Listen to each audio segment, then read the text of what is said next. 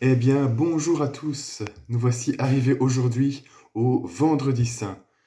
Ben voilà, pour les chrétiens, chaque année, le vendredi juste avant Pâques, c'est le jour où nous commémorons les souffrances, le procès et la condamnation injuste de Jésus, sa mort sur la croix et sa mise au tombeau. C'est un moment de recueillement.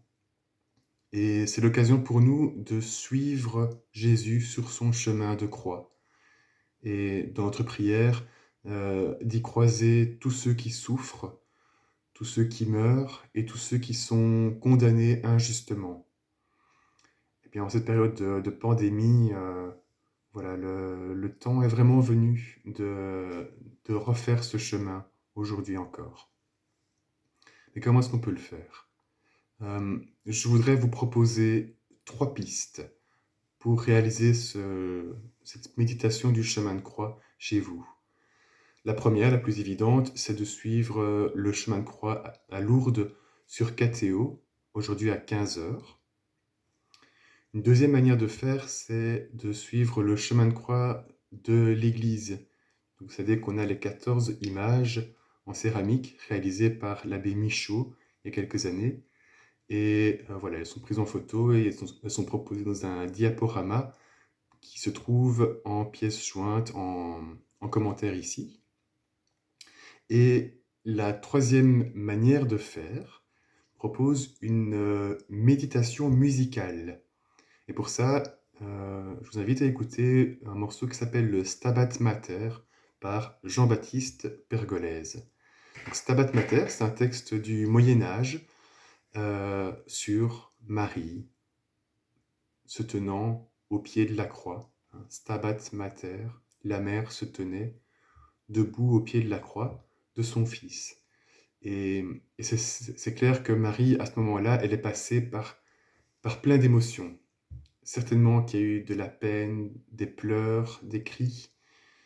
Certainement aussi, connaissant Marie, il y a eu de la foi, de la confiance, de la douceur, malgré tout.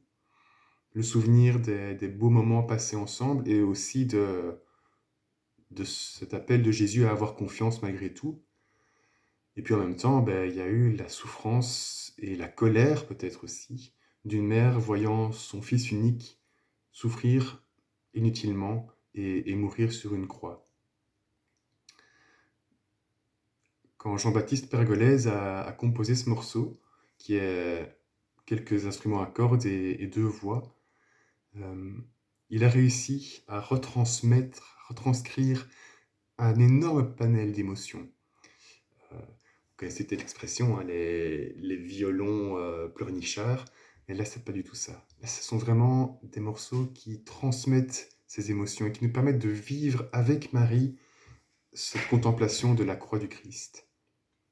Donc, je vous invite vraiment à l'écouter. J'ai mis comme lien un lien YouTube où on peut écouter ce morceau chanté par un groupe qui s'appelle Les Talents Musicaux, Les Talents Lyriques.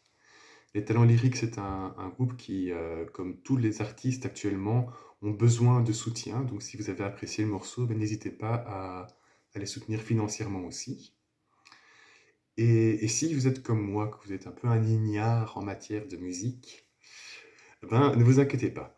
Je vous mets aussi une page web en extra qui en fait est un accompagnement à l'écoute.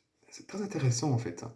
Ils ont fait pour les 2-3 premières minutes du morceau, vous avez un petit commentaire, euh, un moyen d'être attentif à certains aspects de la musicalité.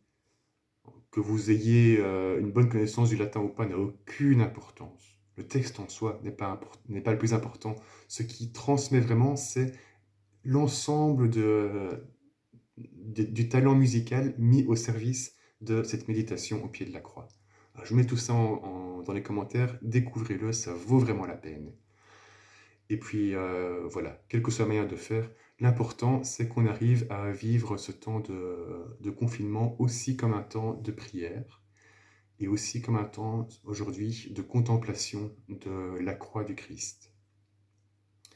Et on peut le faire chacun soi-même, Mais prenons soin de soi, prenons soin des autres et prenons aussi un soin particulier pour celles et ceux pour qui les moyens technologiques sont parfois un peu difficiles à mettre en œuvre pour entrer dans cette méditation de la croix.